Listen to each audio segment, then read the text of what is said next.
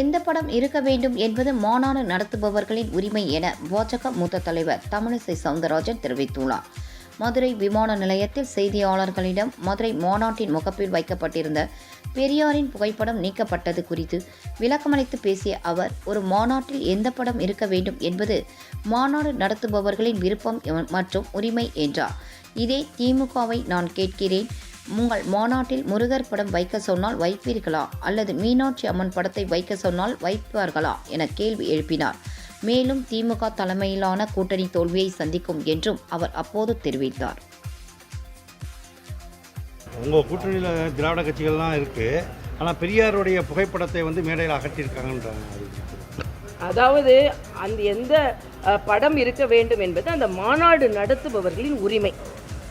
ஆக இந்த இடத்துல அந்த எந்த படம் இருக்க வேண்டும் என்று நினைப்பது மாநாடு நடத்துபவர். நான் கேட்குறேன், சரி இன்னைக்கு முருகன் படம் வைங்க, நீங்கள் உங்களோட எல்லாத்துலேயும் திமுக முருகன் படம் வைக்கணும், வைப்பீங்களான்னு கேட்குறேன். வைக்க மாட்டீங்கல்ல? சரி, மீனாட்சி அம்மனோட இடத்துல தான் வைக்கிறீங்க, மீனாட்சி படம் வைங்க திமுக மாநாடுலன்னு வைப்பீங்களா? வைக்க மாட்டீங்கல்ல?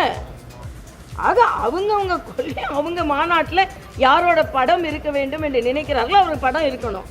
ஆக இது என்னமோ, அதாவது திருமாவளவன் சொல்கிறார், உடனே மேடம் ஜெயலலிதா படமும் மரியாதைக்குரிய புரட்சி தலைவர் படமும் அகற்றாமல் இருக்கிறாங்களா பார்த்துக்கிறாங்க அப்படின்னு. அப்படிலாம் இல்லைங்க, நாங்கள் எல்லாருக்கும் மரியாதை கொடுப்பவர்கள்.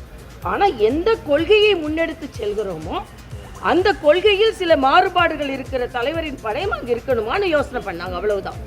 அதனால நான் தான் கேட்குறேன், அப்போ நீங்கள் கட்டாயப்படுத்தலாமல், நான் முருகனை 80% பேர் முருகனை கும்பிடுறாங்க, அதனால திமுக மாநாடு நீங்கள் ஆட்சி தானே செய்கிறீங்க, அப்போ முருகன் படத்தை வச்சு தான் நீங்கள் மாநாடு நடத்தினா நீங்கள் செய்கிறதில்ல. நீங்கள் பார்த்தா சனாதன தர்மத்தில் முருகனே நிந்திச்சுட்டு அதுக்கப்புறம் நீங்கள் கிராம பூசாரி மாநாடு முருகன் மாநாடுலாம் நடத்தினா அந்த கடவுள்கள் எப்படி ஒத்துக்கொள்வாங்க? அந்த மாநாடு நடத்துபவர்களின் என்ன கொள்கையை பின்பற்றுகிறார்களோ அந்த கொள்கையை